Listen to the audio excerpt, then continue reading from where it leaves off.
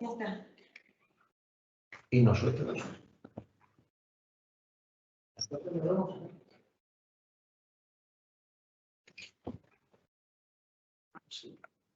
Buenos días.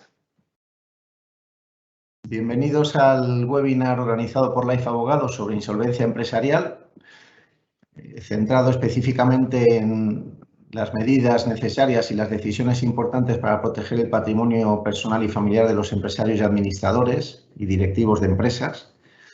Estamos aquí Ignacio González y yo, Juan Sánchez. Vamos a intentar ceñirnos al tiempo que está establecido. Hemos decidido que fuesen 3/4 de hora, por lo cual nosotros dedicaremos media hora a las distintas exposiciones que hemos preparado y después intentaremos dejar un espacio de unos 15 minutos para poder dialogar o responder a las preguntas que os surjan a lo largo de la exposición. Así que, sin más dilación, os damos las gracias por estar aquí. Sed bienvenidos. Esperamos cubrir vuestras expectativas y empezamos con la presentación. Pues nada, muchas gracias a todos por vuestra asistencia. Bueno, antes de nada espero que estéis todos bien de salud. Yo creo que ya estamos en un buen ritmo de vacunación y, si Dios quiere, en breve volveremos a una cierta normalidad. No obstante, no podemos obviar que estamos en una situación de una cierta incertidumbre. Yo creo que tenemos todos un cierto miedo, no sabemos lo que va a ocurrir de ahora en adelante. Todas las empresas se han visto de alguna manera afectadas por la situación económica generada por la pandemia. Y bueno, sí que se vienen sucediendo en los últimos tiempos muchas consultas relativas a o en el entorno de crisis empresarial y, sobre todo, cómo puede afectar al patrimonio personal de los administradores y directivos.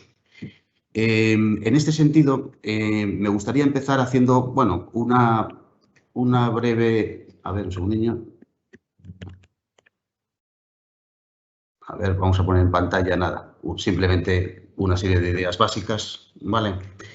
En primer lugar, y un poco para saber a qué ceñirnos, en primer lugar, como sabéis todos, en nuestra legislación se establece un régimen legal por el cual, en caso de incumplimiento, se pueden generar responsabilidades para los administradores. Esta cuestión, la responsabilidad personal de los administradores por la gestión de la sociedad, ha venido siendo un tema que hasta hace una década aproximadamente no era un tema muy común, ¿vale? De hecho, pongo aquí un dato: en el año 2010 tan solo hubo 700 pronunciamientos judiciales en los cuales se derivaba responsabilidad a los administradores y directivos. Bien, 10 años después, el número de pronunciamientos se ha multiplicado exponencialmente. En el año 2019 hay más de 3.500 pronunciamientos judiciales donde se le atribuye a los administradores la responsabilidad personal por las deudas de la sociedad. Y ojo, todo esto excluyendo siempre lo que son procedimientos administrativos de la agencia tributaria, que, como sabéis, es un procedimiento muy habitual, la derivación de deudas tributarias en los administradores. Es importante tenerlo en cuenta, ¿vale? No se trata de entrar en pánico, sino simplemente saber que nuestra legislación cada vez objetiva más la responsabilidad de los administradores y, por tanto, cada vez más hay que tener todas las mayores precauciones posibles. Además, se ha producido un efecto que yo creo que es un efecto indeseable, pero se está produciendo de facto, y es que se está extendiendo el perímetro de la responsabilidad. Ya no solo a los administradores, persona física de toda la vida, es administrador único, mancomunado, solidario, sino también a otras figuras, como por ejemplo al administrador que ha aceptado el cargo de administrador pero no tiene el cargo inscrito, a aquellos administradores que ya no aparecen inscritos en el registro mercantil porque les ha caducado el cargo, o a aquellos que han cesado y han dimitido, donde nos encontramos con responsabilidades que aparecen años después de haber cesado en su cargo. Nos encontramos también con la figura, seguramente habéis oído hablar de ella, del administrador de hecho, porque no solamente es el administrador el que acepta el cargo y el que dirige y gestiona la empresa, sino también aquellas personas que, sin haber sido nombradas ni aceptado, de facto están dirigiendo la empresa. También nos estamos encontrando con muchos pronunciamientos judiciales donde se está condenando al apoderado general, esa figura de apoderado que tiene casi todas las facultades propias de un administrador, que hasta ahora siempre había estado exento de responsabilidades y de riesgos. Y también, aunque en menor medida, también nos estamos encontrando con bastantes pronunciamientos judiciales donde se está condenando a determinados directivos por la realización de sus funciones de gestión y administrador de la empresa.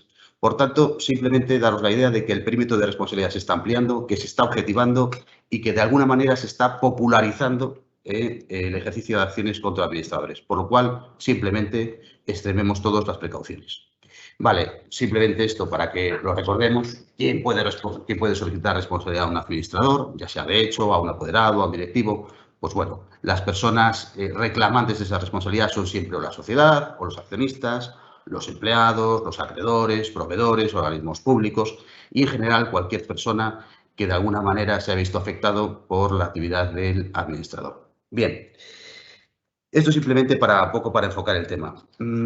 A la hora de decidir, oye, ¿cómo puedo proteger mi patrimonio? ¿Cómo puedo de alguna manera realizar actividades preventivas? Yo aquí establecería dos escenarios que son completamente distintos. Uno, cuando mi empresa no tiene ningún problema, es decir, cuando aparentemente no soy consciente de haber incurrido en ninguna situación de riesgo. Y dos, la adopción de medidas cuando ya se ha encendido ya alguna señal de alarma que me está indicando que puedo llegar a tener problemas. Las situaciones son muy distintas y las cosas que se pueden hacer también son distintas. Bien, a la hora de hablar de medidas preventivas anteriores a esas señales de alarma, desde nuestro punto de vista solamente hay dos cosas que se pueden hacer. Uno, tener una organización coherente de mi patrimonio personal, no mucho más. Y segundo, no olvidar siempre que hay la posibilidad de poder contratar un seguro de DIO, que es un seguro específico que cubre la responsabilidad de los administradores y al que me referiré más adelante. Bien, a la hora de adoptar medidas preventivas, bien, esta es una consulta prototípica que tenemos en el despacho. Oye, pues, ¿qué hago? Tengo 2 bienes inmuebles, tengo 3, tengo acciones. Bueno, estoy en una situación, estoy excesivamente expuesto o mi patrimonio está excesivamente expuesto a mi actividad empresarial. Y entonces, bueno, muchas veces las cosas que se nos pasan por la cabeza no son muy coherentes. Vale, no son muy coherentes porque al final no se trata solo de poner sobre el papel cosas teóricas, sino en la vida en directo. Entonces, no es coherente empezar la vida de una empresa pues insolventándose, despatrimonializándose. No, no tiene mucho sentido. Tampoco tiene sentido coger y decir, oye, pues voy a poner todos mis bienes a nombre de mis hijos o de mi pareja. No, hombre, no. La vida no es así. Es decir, no hay que adoptar ese tipo de cautelas. Hay otras medidas preventivas que tienen mucha más coherencia. Bien, vamos a hablar de las básicas. Vamos a hablar de qué cosas, qué consejos prácticos, qué cosas debemos de tener en la cabeza a la hora de hacer una organización coherente de nuestro patrimonio. En primer lugar, es de lógica pura, pero no hay que olvidarla. Y es que nunca entremos a pensar en donar un bien del cual necesitemos, el cual podemos necesitarlo a corto o medio plazo, pues para completar el día de mañana nuestra jubilación o porque tengo pensado comprarme un bien dentro de unos meses o dentro de unos años y voy a necesitar el que tengo para venderlo y pagar parte del precio del nuevo bien. No hagamos esas cosas porque cuando una persona hace una donación, y por favor no lo olvidemos, ese bien sale del patrimonio de uno, ya no es de él, pierde absolutamente el control y no puede recuperarse. Tenemos un poco la idea equivocada de cuando hacemos una donación que normalmente se hace en el ambiente intrafamiliar, hijos, pareja, tíos, primos, parece como que el bien sigue siendo nuestro. Olvidarlo. Ni legalmente ni en la práctica ese bien ya es nuestro. No forma parte de nuestro patrimonio. Por tanto, insisto, olvidémonos, al menos como medida preventiva, deshacernos de bienes que a corto o medio plazo vayamos a necesitar.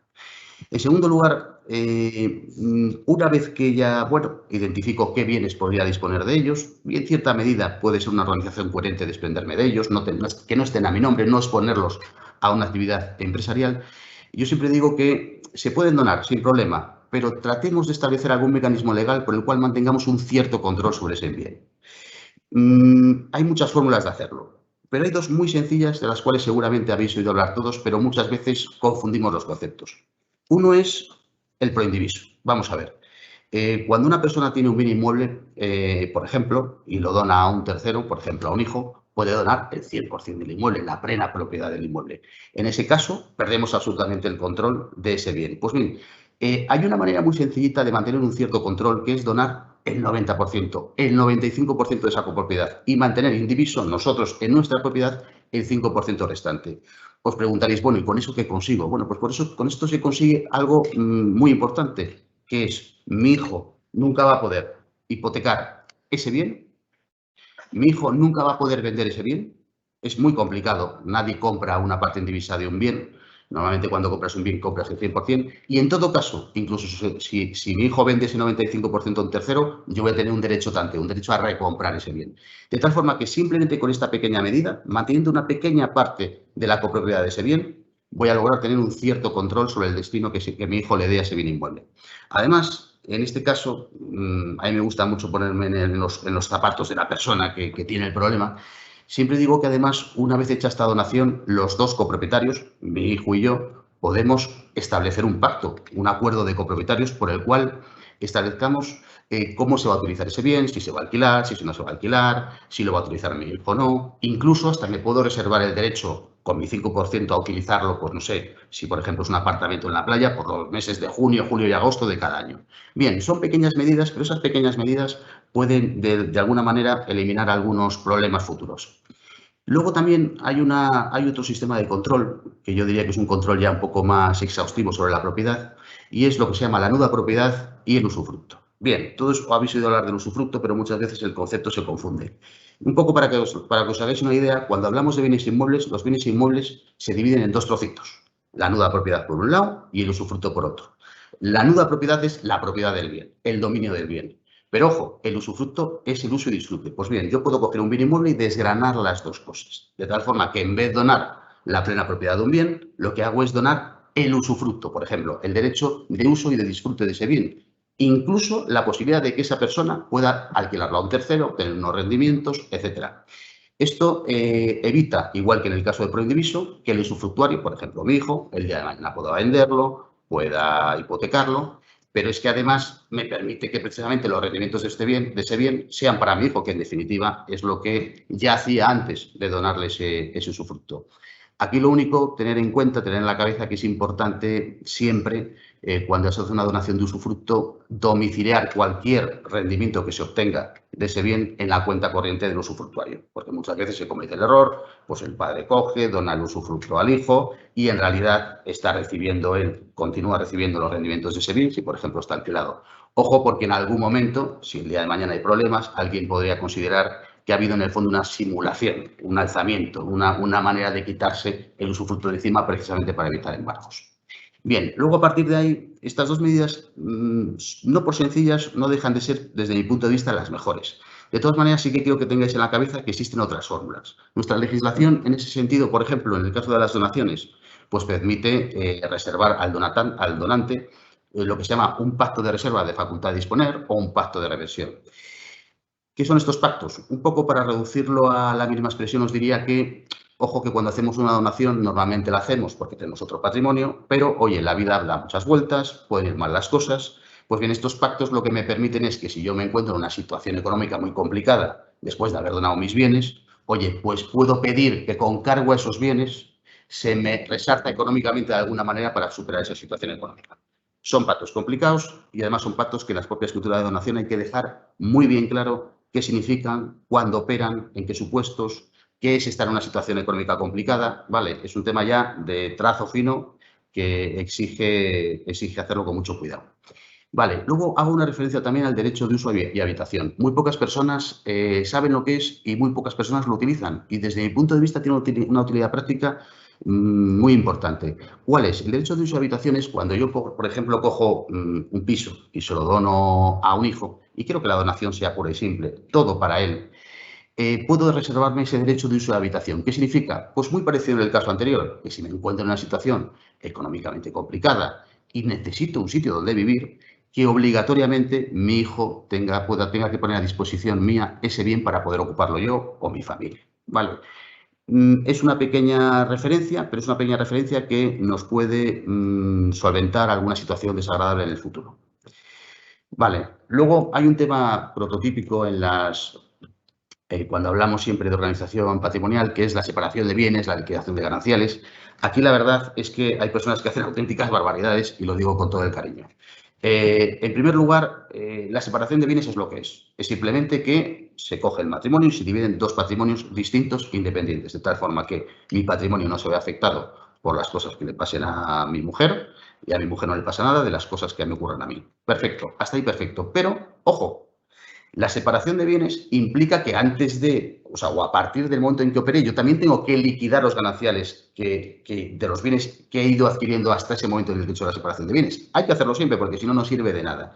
Y en esa liquidación de gananciales, cuidado, siempre hay que conectarlo también con una cuestión, vamos a decir, de carácter matrimonial. Pongo un ejemplo y es un ejemplo práctico que se ha vivido no una ni dos, sino muchas veces. Y es, pues, oye, el típico matrimonio que tiene, por ejemplo, pues un apartamento en el centro de Madrid que lo tienen alquilado un tercero y tienen la vivienda familiar. Y llego yo, que soy un alto directivo, que estoy viajando todo el día, etcétera, y digo, uy, vamos a hacer una liquidación de las sociedades gananciales. Y cojo y, por ejemplo, le dejo en esa liquidación de gananciales, se adjudica a mi mujer la plena propiedad del apartamento que tenemos en Madrid alquilado y yo me adjudico la vivienda familiar. Bueno, pues vamos a ver, cuidado, porque ahí se puede encontrar uno con la situación de que con el tiempo pues ese matrimonio puede disolverse, ¿vale? Y mi mujer es plena propietaria de ese apartamento que teníamos en el centro de Madrid, pero además, como yo soy un directivo que estoy siempre viajando, va a tener la guardia y custodia de mis hijos. Y me voy a encontrar con que encima la vivienda que me ha tocado a mí, el uso y disfrute lo va a tener ella por razón de nuestra legislación en derecho matrimonial. Y me puedo encontrar absolutamente sin nada. De tal forma que, ojo, al hacer una liquidación de gananciales, pensemos un poco en circunstancias y en condiciones y hagámosla con cabeza. Vale, también quería hacer una pequeña referencia a lo que es la donación y el testamento. Vale, cuando donamos bienes a nuestros hijos, luego cuando se produzca el fallecimiento, se produce lo que se llama la colación de los bienes. La colación de los bienes es que todos los bienes donados a los herederos forzosos vuelven en la masa hereditaria y se vuelven a dividir entre todos los hijos. Vale, esto simplemente es para que lo tengáis en cuenta. Si uno quiere que esa donación hecha a un hijo en concreto surta efectos una vez fallecido, hay que especificar en el testamento que esa donación es, en la escritura de donación, que esa donación no es colacionable, es decir, que quedará siempre en la plena propiedad del hijo. Vale, bien, otra cosa que es prototípica a la hora de hablar de la organización coherente del patrimonio es la constitución de sociedades para la adquisición y arrendamiento de bienes inmuebles. Bueno, esta es una circunstancia que se da en aquellas personas que tengáis varios bienes inmuebles en arrendamiento.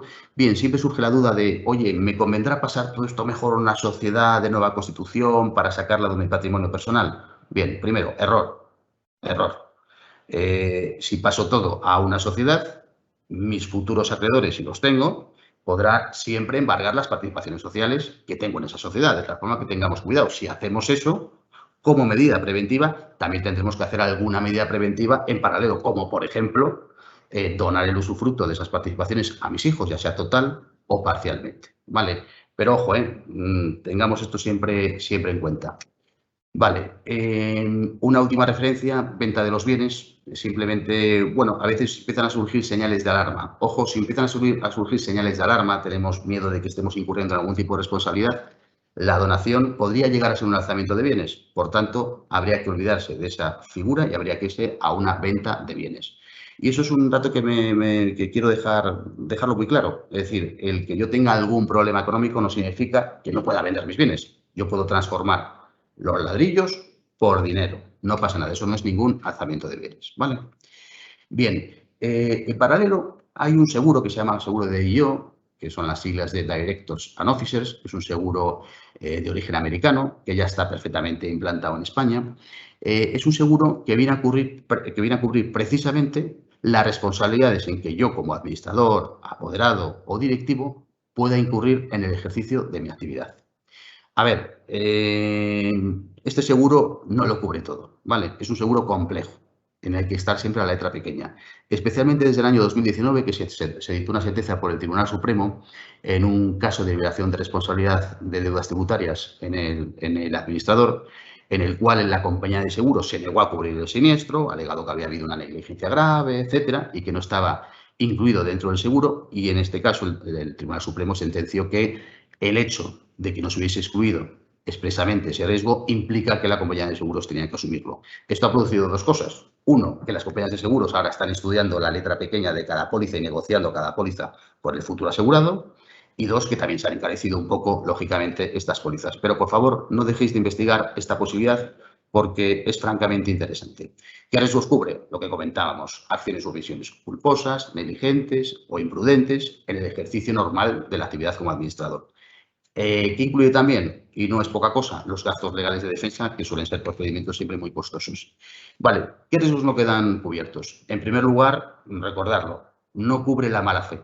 No porque lo diga la compañía de seguro, sino que porque la propia ley de contrato de seguro excluye cubrir cualquier seguro donde el asegurado haya actuado de mala fe. Oye, pues a sabiendas de que está engañando a un tercero, a sabiendas de que está cometiendo un fraude, a sabiendas de que está realizando un negocio simulado, a sabiendas o con la voluntad deliberada de querer cumplir una obligación. Lógicamente, los riesgos derivados de esas actuaciones nunca los va a cubrir el seguro, ¿vale? Luego, además, las compañías como os comentaba, sobre todo desde la sentencia del Tribunal Supremo, vienen estableciendo también lo que se llama una delimitación negativa convencional del riesgo, es decir, supuestos que no voy a cubrir yo como compañía de seguros, ¿vale? Por ejemplo, no se suelen incluir nunca acciones judiciales de la sociedad o de los accionistas mayoritarios contra el administrador. No se suelen incluir administradores o directivos de filiales en el extranjero en algunos países, como por ejemplo Estados Unidos y Canadá. Tampoco se suelen cubrir siniestros más allá de un año con posterioridad a la vigencia del seguro. Vale, es decir, simplemente tomar en consideración que existe el seguro, que el seguro es útil, que el seguro bien negociado puede ser a veces la mejor medida preventiva y la que nos tiene que dar más tranquilidad, pero que obviamente es un seguro que exige leer la letra pequeña. Vale, a partir de aquí, bien, a partir de aquí, lógicamente, se pueden tomar muchas más medidas de protección del patrimonio personal frente a posibles riesgos. Simplemente os he esbozado lo que son algunos conceptos básicos, usufructo, nuda propiedad, separación de bienes, testamento, para que tengáis en la cabeza lo que es cada cosa, ¿vale? Y sin más, ahora toca pasar a la segunda parte, que ocurre cuando ya estamos en crisis. Y en ese sentido, doy paso a Juan. A ver.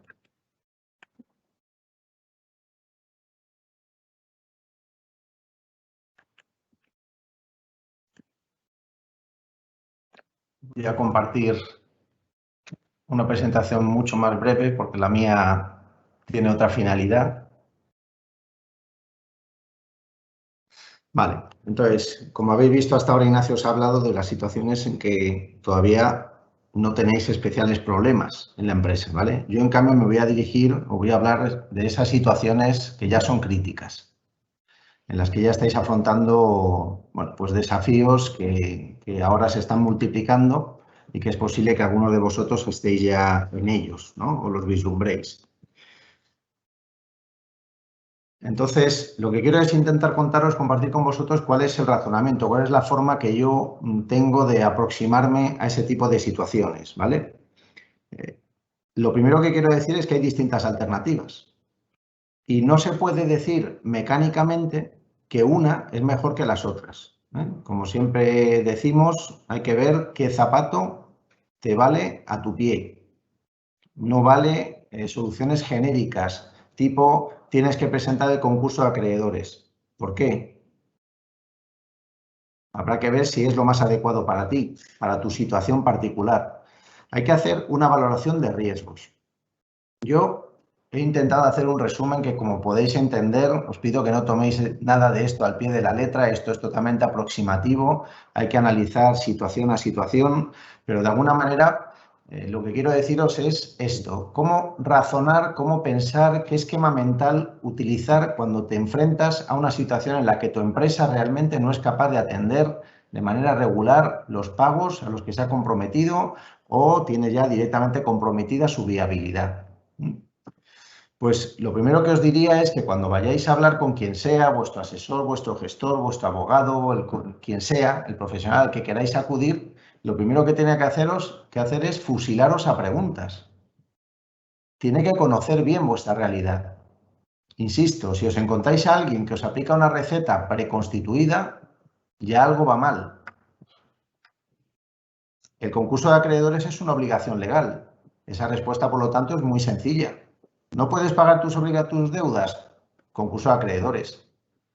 ¿Ha pensado esa persona que te está dando este consejo en si tú has incurrido o no en una causa de responsabilidad previamente a tomar esa decisión? ¿Habéis analizado si la contabilidad de la empresa está bien hecha? ¿A quién debéis? ¿Quiénes son vuestros acreedores?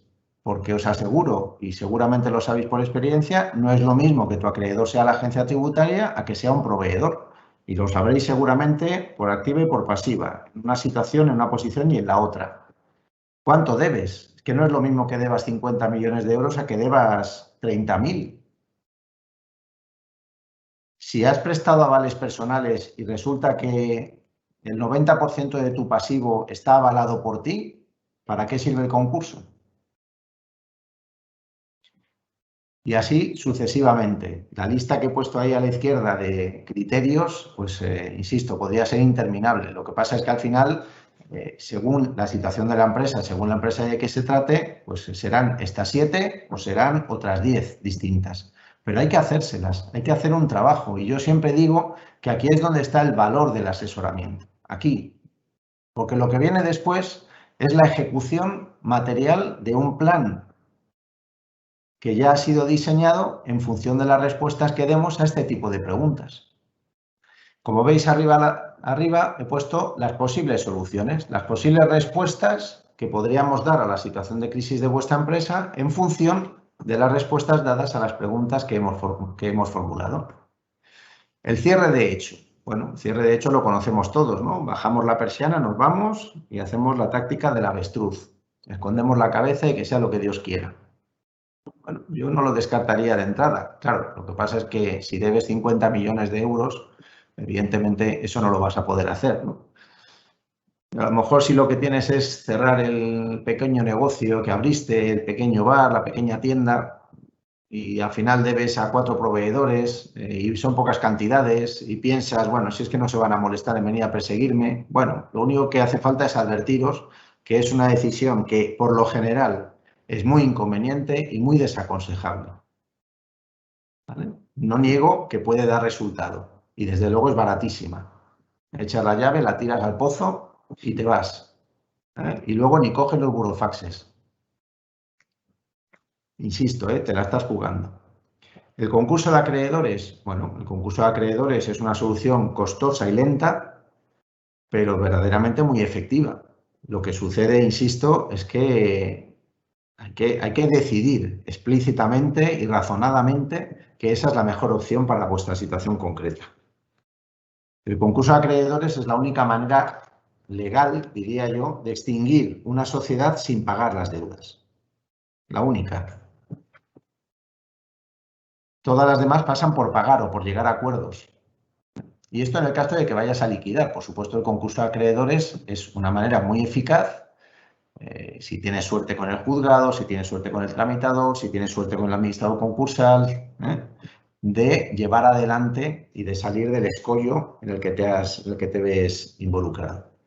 El concurso de acreedores, en general, es una buena opción. Insisto, costosa porque intervienen al menos 3 profesionales. El administrador concursal, el abogado, el procurador. Cuando no, pues tienen que venir también peritos y otro tipo de profesionales. El acuerdo negociado extrajudicial, pues es una solución maravillosa. Lo que pasa es que la mayor parte de las veces es inviable. ¿Por qué? Porque una de las cosas que suceden habitualmente, yo creo que es uno de los errores recurrentes, es que uno empieza a plantearse este tipo de soluciones ya demasiado tarde. Y esto sí que quiero dejarlo claro.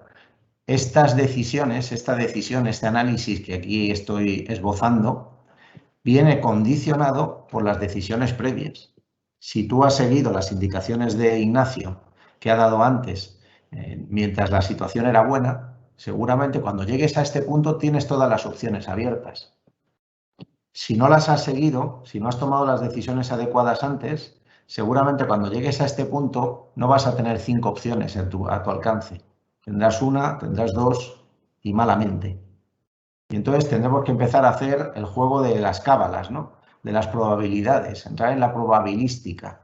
Y si hago esto, ¿qué puede pasar? Bueno, pues normalmente no te van a instalar el concurso necesario. Y si hago lo otro, bueno, es bastante complicado que que es extranjero, vaya a venir aquí a meterme una demanda. Bueno, y si hago aquello otro, pero entended, ya estamos entrando en un terreno de probabilidades. Y las probabilidades, pues son eso. Puede que se cumplan y puede que no se cumplan. El acuerdo negociado extrajudicial, por ejemplo, es una fórmula estupenda cuando lo que tienes son deudas con tus proveedores, realmente tienes un momento puntual, o no puntual, ya estructural, en el que no puedes atender el pago de las deudas, estás al día con la agencia tributaria, la seguridad social, tus trabajadores, incluso con los bancos, o los estás pagando tú porque eres avalista personal, pero no puedes pagar a los proveedores, pero tienes bienes. Tienes las existencias de tu empresa, o a lo mejor tienes un bien inmueble, o tienes créditos a cobrar y están judicializados y entonces tienes un problema de liquidez puntual porque alguien no te ha pagado. Bueno, pues en ese tipo de situaciones los proveedores, que no lo olvidemos, somos los acreedores más indefensos, somos los que tenemos menos herramientas, menos potentes a la hora de reclamar lo que se nos debe, pues estamos normalmente abiertos a un tipo de soluciones serias. ¿vale? El acuerdo negociado extrajudicial pasa por sentarse uno por uno con todos ellos y hacerles un planteamiento. Oye, no te puedo pagar. Si dejas de servirme, hundes mi empresa. Pero tengo este bien. Te lo enseño, te lo cuento. Ves que es un bien sólido, consistente, no es una entelequia. Lo pongo a tu disposición. Te lo puedo dar como garantía, puedo constituir una hipoteca, una prenda sobre participaciones sociales o directamente cederte el crédito. En fin, plantear distintas soluciones que te permiten llegar a un acuerdo con ellos, aplazar el pago o directamente decir, oye, tengo para pagarte el 60%. Si lo quieres, te lo pago ya. Y entonces haces una quita. Normalmente, y todos coincidiréis conmigo, cuando ves las orejas al lobo y alguien te debe dinero y ya te dice que no te lo puede pagar, pues casi siempre estamos dispuestos a buscar soluciones rápidas que me permitan coger algo y por lo menos salvar los muebles de la operación. La continuación de la actividad. Bueno, muchas veces entráis en lo que se llama una huida hacia adelante, ¿no? Pues yo mientras pueda aguanto, ¿vale? Y ahí pues se dan situaciones ya muy problemáticas, asumir riesgos muy importantes, que muchas veces diréis, ah, pues es que mi vecino, mi amigo, mi primo hizo lo mismo y no le pasó nada. Ya, sí, ya lo sé. Pero nadie impide que a ti te pueda pasar. ¿Y qué puede cambiar que a él no le pasara y a ti sí? Pues que a lo mejor tú tienes a tus proveedores cabreados y él no, que a lo mejor tú ya les vienes maleando desde hace tiempo y él no, que a lo mejor tú debes más y él no, o que a lo mejor tú debes a unos acreedores de una naturaleza, que pueden ser tus trabajadores, por ejemplo, que no están dispuestos a componendas. Es que no lo sabes. Cuando hablamos de probabilidades, este es el problema. Que no podemos asegurar nada a ciencia cierta. Bueno, el mensaje es que hay que hacer este análisis. Pensar en todas las posibilidades que tienes a tu alcance para poder tomar la decisión más adecuada. La segunda cuestión que quería compartir con vosotros. Bueno, pues en todas ellas, en todas esas opciones que hemos barajado, ¿cuáles son las potenciales responsabilidades en las que podéis incurrir en vuestra condición de empresarios, administradores, directivos, apoderados, etcétera? Bueno, como podéis imaginar, esta no es una lista completa. He puesto algunas, supongo, de las más habituales. Ignacio ya ha hecho referencia a ellas. Por supuesto, si ya has cometido algún error a la hora de hacer disposiciones precipitadas sobre tu patrimonio cuando ya tenías a los acreedores encima tuya, pues puedes haber incurrido en un alzamiento de bienes. Cuando has llevado a cabo alguna operación, tú personal, alguna sociedad del grupo o alguien de tu familia, alguna persona allegada que ha provocado esa insolvencia o la ha agravado, la insolvencia de la compañía, puede llegar incluso a ser un delito, insolvencia punible. Por supuesto, corres el riesgo de una ejecución judicial por parte de tus acreedores que despedace el patrimonio de la compañía o el tuyo personal, si es que eres un empresario individual, con lo cual perderías la oportunidad de hacer lo que pase, es lo más recomendable, que es hacer una liquidación ordenada y pilotada por ti, con el debido asesoramiento.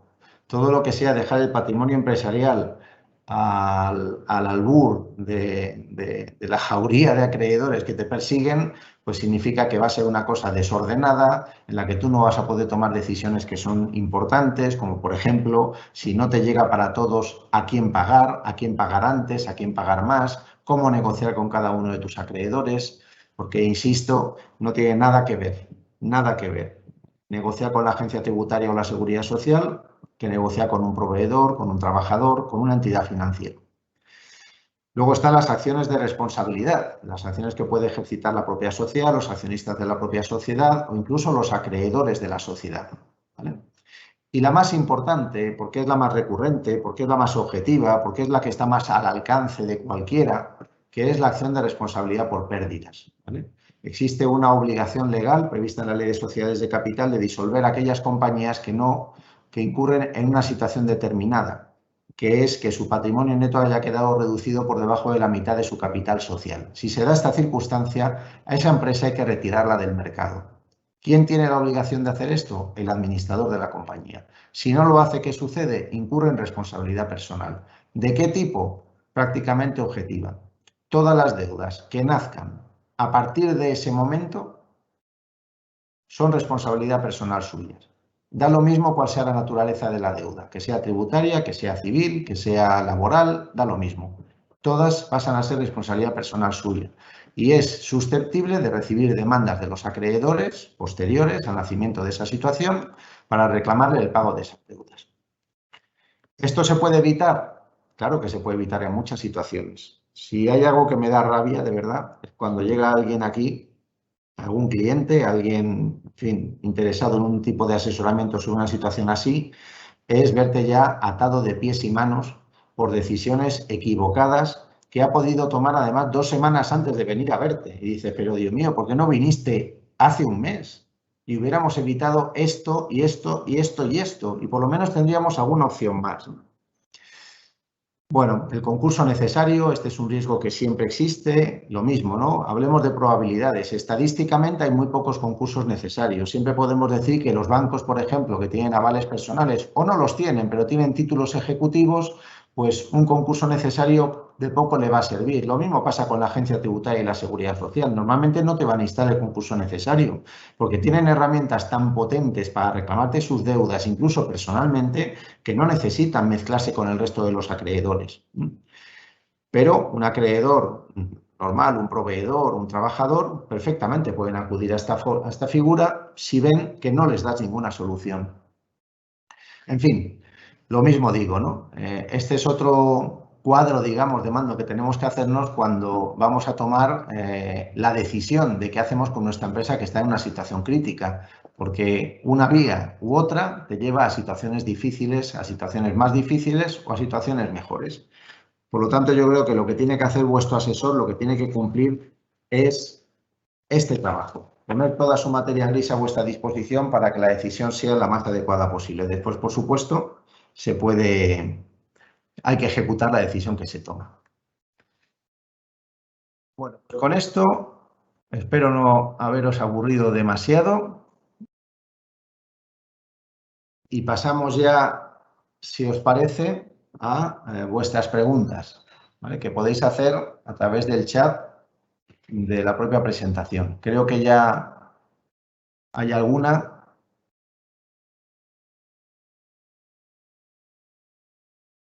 Que no sé si Stephanie nos puede ir presentando. Vamos a ver si llegan.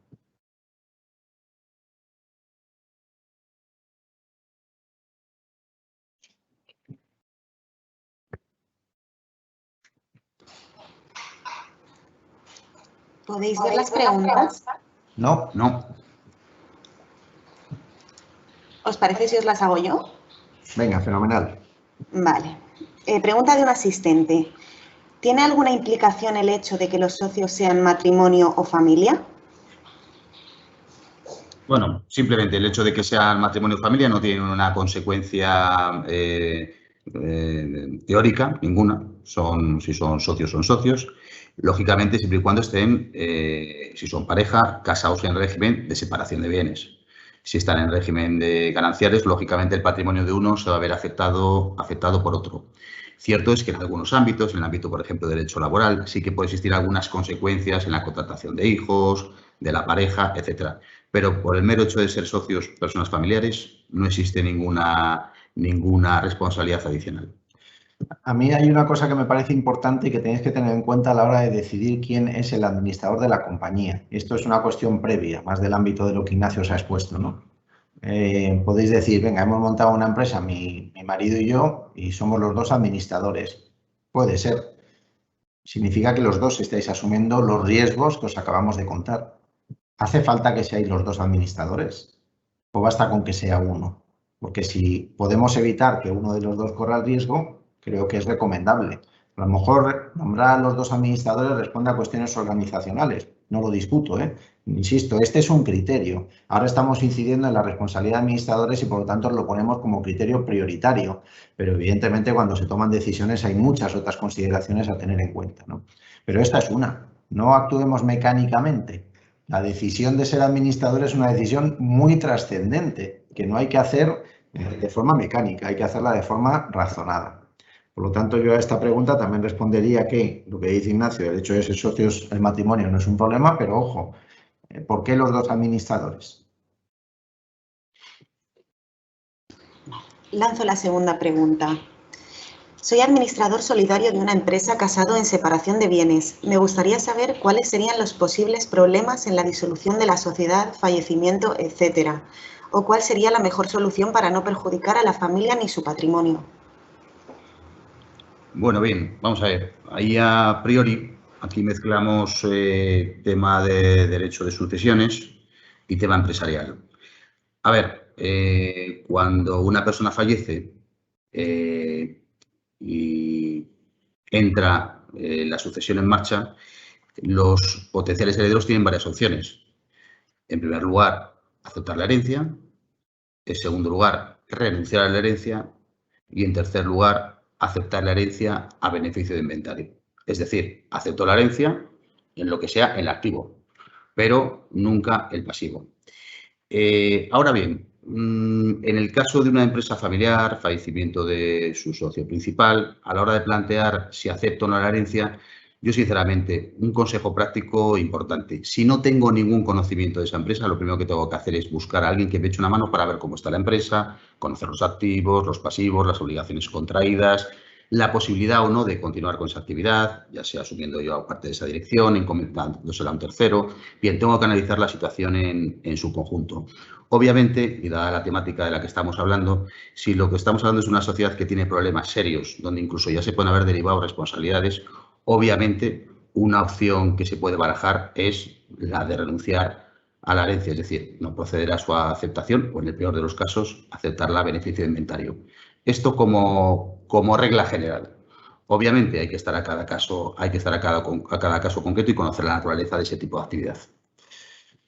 Sabéis que los plazos de las herencias son en fin, exigentes, aunque se puede aplazar el pago de los impuestos y demás, pero recientemente, por ejemplo, he tenido el caso, vuelvo a lo mismo, si es que lo importante es tomar decisiones trabajadas, meditadas, estudiadas, profundizadas en la situación real de las cosas. Hay que conocer. Tú puedes tener una herencia en la que recibes, entre otras cosas, 3 o 4 empresas, como me ha pasado a mí recientemente con un cliente, y efectivamente hay alguna que puede ser ruinosa, otra que puede ir bien, otra que puede estar en mejores condiciones. Hay que analizarlo y no tomar decisiones precipitadas. Otra vez, es que hay que mirárselo bien. Las consecuencias son importantes. Efectivamente. Vale, los bancos nos están ejecutando, estamos negociando con ellos, pero llevará tiempo para que no nos embarguen los clientes y no incurrir en un alzamiento de bienes. Habíamos pensado constituir una filial. No nos llevamos el negocio, pero lo tiene una entidad no deudora. ¿Se puede hacer? ¿Qué riesgos tenemos? Es habitual, diría yo, ¿vale? Más frecuente de lo que podemos pensar, porque consigues un efecto positivo inmediato y es que no te pueden embargar los clientes, porque los clientes pasan a ser de una filial. Es verdad, la apreciación que hace quien formula esta pregunta de que no hay, de que el negocio continúa, digámoslo así, dentro de la sociedad original, porque lo pasa a tenerlo una sociedad afiliada al 100%. Pero atención, que el alzamiento de bienes no solamente es alzarse con los bienes, también puede ser estorbar, perjudicar, impedir, ocultar, y quizá esta maniobra, que puede tener unos efectos positivos, pueda tener unos efectos negativos. Si esta solución lleva a la empresa a buen puerto, porque luego conseguís sacarla adelante y pagar sus deudas, pues os habrá salido genial. Pero si no lo conseguís y finalmente quiebra, va a concurso de acreedores o simplemente cerráis, os podéis encontrar con un problema. Es verdad que no es lo mismo que montar una sociedad paralela, llevarse el negocio allí, y evidentemente eso es muy burdo. Siendo una maniobra más fina, digámoslo así, sigue entrañando riesgos. Muy bien, vamos con la siguiente pregunta. Nos agradecen el webinar y nos dicen que su situación es: soy socia única y administradora. Mi empresa a finales de 2019 sufrió impagos por un cliente por 95.000 euros que entró en suspensión de pagos y posteriormente concurso de acreedores. Para salvar la empresa tuve que firmar varios préstamos con los bancos para poder continuar la actividad. En 2020 empezó la pandemia y ya la facturación bajó drásticamente. Tuve que refinanciar algunos préstamos para poder pagar una cuota más baja, etc. A día de hoy estoy mentalmente cansada. Lo único que quiero es dejar la empresa. Pero al tener una propiedad a nombre de la empresa, temo que sea embargada si cierro la empresa. tengo hijo menor de edad, ¿puedo hacer donación? ¿O qué puedo hacer para protegerme? Muchas gracias. Bueno, yo simplemente un dato importante. Yo creo que acaba de describir una situación prototípica, ¿vale? O sea, que es importante prestar atención a esta situación. A ver, en primer lugar, hablamos de una propiedad. Entiendo que la propiedad se refiere a la empresa. Si la sociedad tiene una empresa y prevemos que se van a empezar a producir embargos, de verdad, primera opción, si hay una posibilidad de poder vender ese inmueble, incluso si lo estoy utilizando, venderlo con la posibilidad de quedarme yo como inquilino, hacerlo, porque es muy distinto vender un bien inmueble a un tercero sin tener ya el embargo encima que venderlo con el embargo encima, porque el futuro comprador se va a aprovechar de esa circunstancia y si el bien vale 200.000 euros, por el mero hecho de que esté embargado me puedo encontrar que al final consigo venderlo por 125 en vez de obtener los 200.000 euros. Si lo que estamos hablando es que el bien inmueble está a nombre mía, socia única y administradora única, ahí lógicamente hay que analizar en primer lugar si ya hemos incurrido en alguna responsabilidad personal, porque a lo mejor no hemos incurrido en ninguna. No olvidemos que una sociedad mercantil es la que es realmente la deudora frente a los acreedores, no el administrador. El administrador pasará a ser responsable si ha incumplido alguna de las obligaciones esenciales. Si no las ha incumplido, puede disponer de sus bienes, ¿vale? Y, por supuesto, puede hacer la donación, pero siempre habiendo chequeado que de verdad no se ha producido un incumplimiento flagrante por el cual se vaya a delegar responsabilidad, porque si no, como comentaba antes Juan, podríamos entrar en un delito de alzamiento de bienes, lo cual empeora drásticamente nuestra situación. Y ahí, a partir de ahí, pues yo creo que Juan había descrito muy bien en el cuadro las opciones. Yo creo que, no, Juan, habría que analizar lógicamente las circunstancias, pero bueno, sí que tiene abiertas posibilidades. Sí, yo creo que sí. Habría que verlo, el caso concreto, claro. No da soluciones, como digo, prefabricadas. Pero sí que parece que la relación de los hechos está bien justificada. Es decir, hay un préstamo, hay una refinanciación por la pandemia.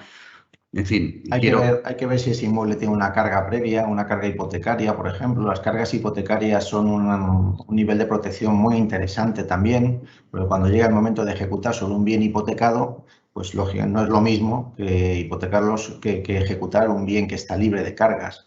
Entonces, mantener esa hipoteca puede ser útil. A veces incluso, y perdonadme la sugerencia, que os puede parecer descabellada, dejar de pagar la hipoteca puede ser útil. Vuelvo a lo mismo, es que hasta que no te sientas aquí y pones todas las cartas encima de la mesa, no se sabe cuál es la mejor respuesta a tu pregunta. Es muy importante ponerlas todas. Hola, con la pandemia se suspendieron los plazos para presentar concurso de acreedores. ¿Se han reanudado? ¿Desde cuándo empezarían a contar los plazos? Están suspendidos hasta el 31 de diciembre de este año.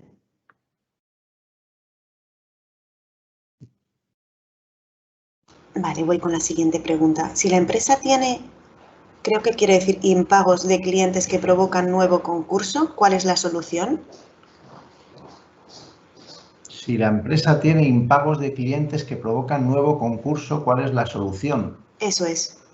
Vale, entiendo que lo que estamos hablando es, tengo una cartera de clientes que no me pagan las deudas y que esa situación me está produciendo a mí una insolvencia y me está provocando al final, como única vía, la solicitud de un concurso.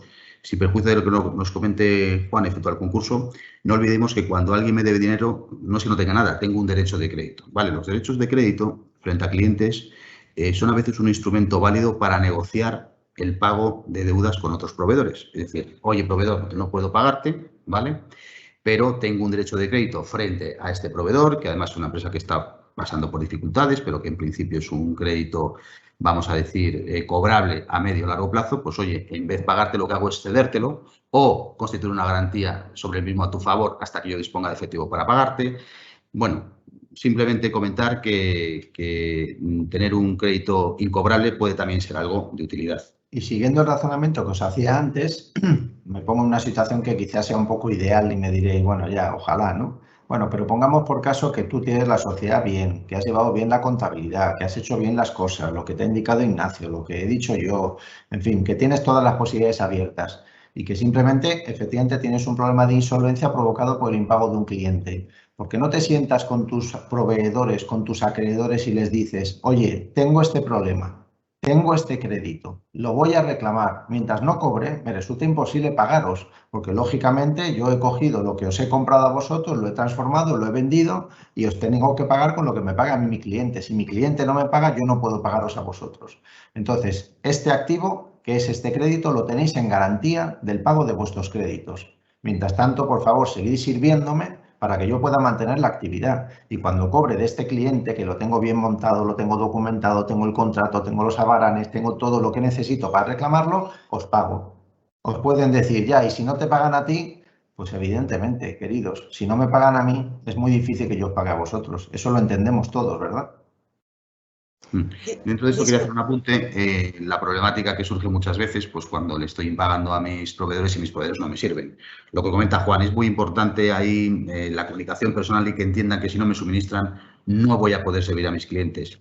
Ahí siempre entra en juego, o se puede entrar en juego, la figura de la pignoración de los derechos de cobro. Es decir, oye, sírveme para vender a este cliente que te identifico y automáticamente ignoro los derechos de cobro a tu favor, de tal forma que ni siquiera pasa por mi patrimonio el cobro de esa factura. Bueno, a veces para algunos proveedores puede ser una medida suficiente para seguir sirviendo. Es dar confianza. Eso es muy importante. Disculpad, porque en relación a esta pregunta que nos ha hecho el asistente, también contesta, si el cliente deudor está en España, es filial una extranjera, esta última puede ser requerida. Y además dice, ¿las empresas de capital riesgo en estos casos son una solución o es entrar en un laberinto? Pero en cuanto a la primera, en principio, la personalidad jurídica de las empresas delimita sus responsabilidades. El hecho de que pertenezcan a un grupo empresarial, en principio, per se, no implica que todas las sociedades de ese grupo o la matriz responda de las deudas de la filial. Otra cosa es que efectivamente pueden darse situaciones en las que esa responsabilidad sí puede conseguirse por elevación. Si tú consigues demostrar, por ejemplo, que la insolvencia de la filial viene dada por una decisión que ha tomado la matriz, o el órgano de administración de la matriz, pues por ejemplo ahí podrías derivar responsabilidad a la matriz.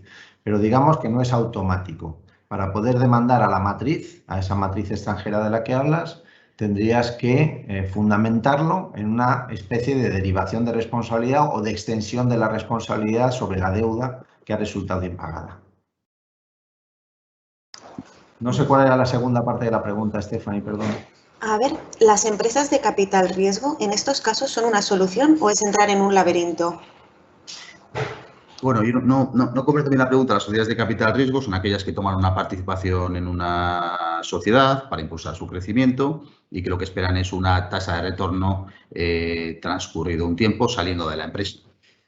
Bueno, la entrada de una sociedad de capital riesgo en el capital de una empresa, pues hombre, es algo que depende más de la sociedad de capital riesgo y en muchas ocasiones suele ser una decisión muy acertada para el lanzamiento de muchos negocios. Sí, si la pregunta es desde el punto de vista del acreedor, es una cosa, si es desde el punto de vista del deudor es otra.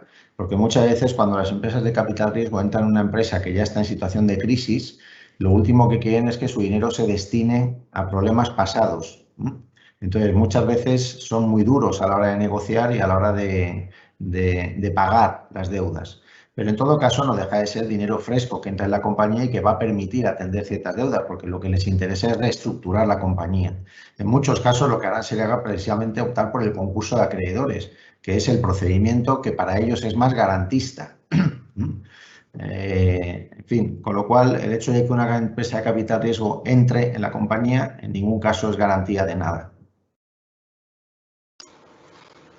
Tengo en el balance desde hace años varias partidas del activo que no recogen la realidad. Están supervaloradas. ¿Tengo algún riesgo si presento el concurso? Pues es uno de los elementos que yo decía antes, ¿no? Que hay que tener en cuenta. Si tu contabilidad no refleja la imagen fiel de la compañía, ir al concurso de acreedores significa que pones todas las cartas encima de la mesa y que tu contabilidad va a poder ser analizada, especialmente la de los 2 últimos años. Si resulta que en tu contabilidad, como dices, tienes una máquina que dejó de existir o de funcionar hace 7 años y que no la has dado de baja en el balance, pues, y con eso estás en el fondo pues maquillando una situación de desbalance patrimonial y resulta, y perdóname ya por empeorarle el diagnóstico, que utilizando ese balance te has ido a un banco y has conseguido un préstamo, poniéndome en el peor de los casos, pueden decir incluso que les has estafado, les has engañado. Luego entraremos en consideraciones de si el banco ha hecho lo que tenía que hacer, que es comprobar las cosas con todos los equipos que tiene, con toda la capacidad que tiene y si realmente es posible engañar a un banco o estafarle en estos términos, ¿no? Son otras consideraciones. Pero sí, desde luego, esa situación de, digamos, un balance que no refleja la imagen fiel de la compañía te puede hacer incurrir en responsabilidades. Por ejemplo, una muy clara es si ha servido para ocultar esa situación que yo decía antes de que la empresa ha incurrido en una causa de disolución obligatoria, si alguien puede demostrar que esa causa de disolución es anterior, ya existía antes del nacimiento de los créditos, pues entonces te pueden exigir la responsabilidad personal. Yo decía antes, claro, entonces presento el concurso. Pues si presentas el concurso vas a poner las cuentas anuales de los 3 últimos ejercicios a disposición de todo. Y no solamente las cuentas anuales, sino que son públicas, sino además la contabilidad. Y además el administrador concursal va a hacer un informe y va a poner de manifiesto lo que vea. ¿Te interesa presentar el concurso? A lo mejor no. Eso sí, el problema es que tú ya has tomado decisiones, que es ir ocultando una situación que ahora te abocan a otra decisión.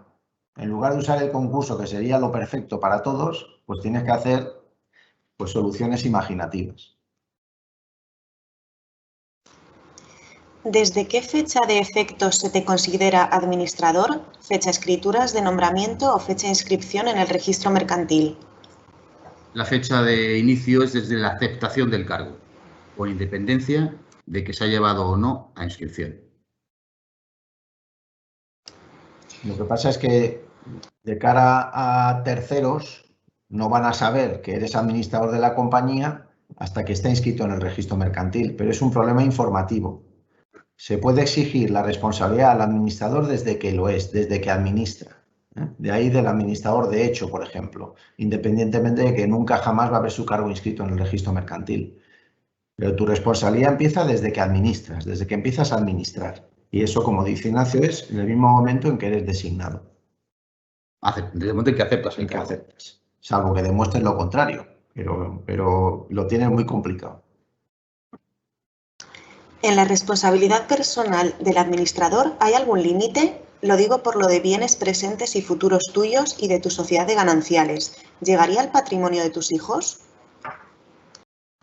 A ver, la responsabilidad es universal del deudor. Es decir, no afecta al patrimonio de mis hijos en ningún caso. Nunca. Afecta a mi patrimonio. ¿Con qué bienes respondo? Con los bienes presentes y, por supuesto, con los futuros. Es decir, si ahí me reclaman 100.000 euros y yo tengo en mi patrimonio 25.000 euros, los 75.000 euros restantes me pueden embargar bienes que yo adquiera en el futuro hasta el completo pago de las deudas.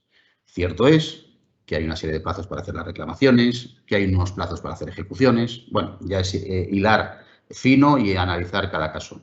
Pero la respondes con todos tus bienes presentes y futuros. E insisto, no afecta en ningún caso ni a los bienes de mis hijos, ni a los bienes de mi pareja, si es que estamos lógicamente casados en el régimen de separación de bienes. Salvo que cometas el error, en caso de fallecimiento, como decía Ignacio antes, de aceptar una herencia que tiene un patrimonio negativo, es decir, que las deudas son mayores que el valor de los activos, porque entonces al aceptarla y no hacerlo a beneficio de inventario, entonces el que la acepta efectivamente está asumiendo esas deudas, ¿vale? Ese sería un error muy grave. Igual que un socio puede evitar su responsabilidad si salva su voto en una junta, ¿hay forma de que el administrador salve su responsabilidad si, por ejemplo, le están forzando a dirigir de otra manera y él no está de acuerdo?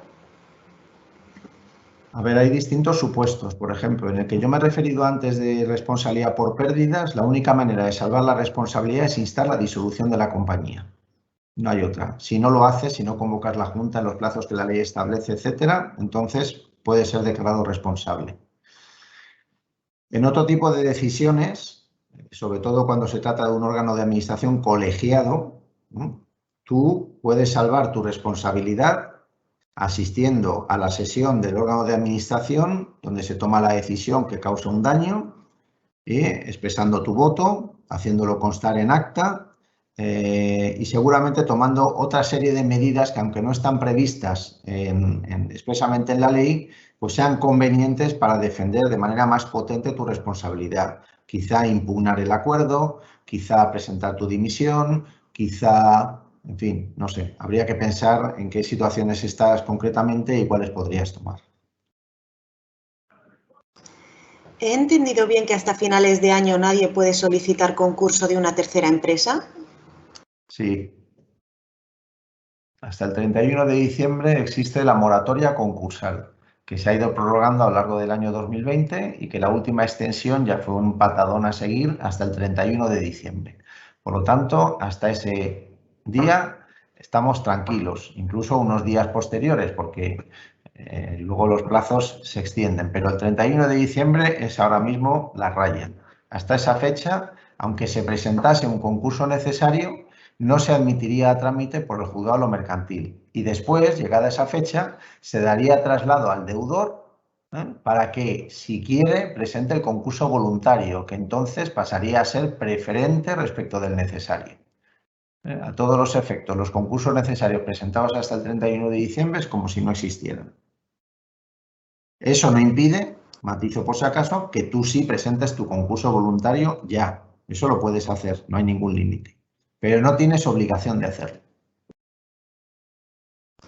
Y vamos ya con la última pregunta que nos han hecho, y es, cuando en la contabilidad hay una subcuenta de administrador 555-551-552 con un saldo de alta cuantía y se disuelve y liquida la sociedad, ¿cómo le afectaría al administrador?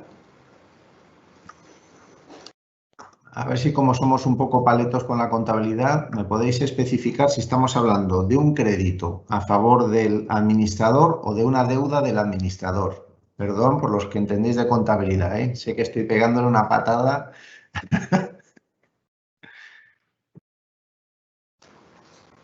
Vamos a ver si me responde el asistente que ha hecho esta pregunta. A ver. Y me dice, si dejas de ser administrador para convertirte en administrador liquidador, ¿son mayores las responsabilidades? Bueno, la pregunta me la ha hecho la misma persona, entiendo que no es... No es la respuesta a nuestra pregunta. No es la respuesta a nuestra pregunta. A ver, el administrador tiene deuda, me dice. Ahora lee la pregunta de nuevo, perdona, Estefanía. Claro, cuando en la contabilidad hay una subcuenta de administrador con un saldo de alta cuantía y se disuelve y liquida la sociedad, ¿cómo le afectaría al administrador? El administrador tiene deuda. El administrador tiene una deuda con la compañía y la sociedad se cierra. Entonces, es un activo para la sociedad. La sociedad tiene el derecho a cobrar esa cantidad. Si hay otras deudas, y es un activo importante y se pone de manifiesto, por ejemplo, en un proceso concursal, se le va a exigir el pago de esas cantidades dentro de ese proceso concursal. Y si no lo hace voluntariamente o llega a un acuerdo para ello, pues entonces se le exigirá judicialmente como a cualquier otro deudor. Me está diciendo también el asistente, cuando dice, el administrador tiene deuda por ir haciendo disposiciones sin ningún tipo de contrato, simplemente ir sacando dinero. Es una de las situaciones más problemáticas que se pueden dar en una compañía. Yo no he hecho referencia antes por razón de tiempo, pero muchas veces se confunde el bolsillo de la compañía con el tuyo, metes gastos que no corresponden, empiezas a hacer aportaciones que no puedes acreditar de ninguna manera. Se dan situaciones de este tipo que son muy conflictivas, ¿eh? Por lo tanto, hay que desaconsejarlas, ¿eh? Hay que desaconsejarlas y poner mucha insistencia en esto. Puedes generar problemas importantes. De hecho, en fin, es mejor no entrar en ellos porque son preocupantes. Si alguien ve esa contabilidad, tienes que preocuparte. Perdonad si no soy más explícito. Y en todo caso, un caso que estudié ayer mismo, este no es problemático, lo estábamos estudiando aquí en el despacho. Si ya has terminado la liquidación de la compañía y lo único que queda es lo que tú le debes a la empresa, ese crédito que tiene la sociedad contra ti, ¿vale? Entendemos que podéis liquidar la compañía. Hay una resolución de la Dirección General de Registros y el Notariado que permite atribuir ese pasivo a los socios, siempre y cuando ese pasivo tenga la misma proporción que tienen los socios en el capital social. Perdonadme el inciso, porque lo traté ayer y que no tiene mucho que ver con lo que estamos hablando. En relación a esta pregunta, nos escribe Abel, nuestro socio de fiscal. En la pregunta del consultante, la extinción de la deuda con motivo de la extinción da lugar a una renta del administrador. Hay decisiones fiscales que podrían disminuir el impacto fiscal. Otra cuestión muy importante que hay que tener en cuenta a la hora de tomar decisiones, las cuestiones fiscales, no solamente la de que la agencia tributaria es un acreedor muy duro, sino que cualquier movimiento que hagáis con vuestros saldos positivos o negativos van a tener consecuencias sobre la fiscalidad de la empresa y la fiscalidad personal del administrador. Por lo tanto, antes de tomar decisiones sobre eso, es importante también consultar. A veces las responsabilidades o las consecuencias fiscales son incluso de mayor impacto que las de responsabilidad de administradores. Y hasta aquí ha llegado el turno de preguntas. Pues fenomenal. Os agradecemos muchísimo la participación, nos habéis agotado. Seguramente ya las últimas respuestas han sido un poco vagas, pero ya no dábamos más de sí. Muchísimas gracias por vuestra asistencia y vuestra paciencia. Muchas gracias.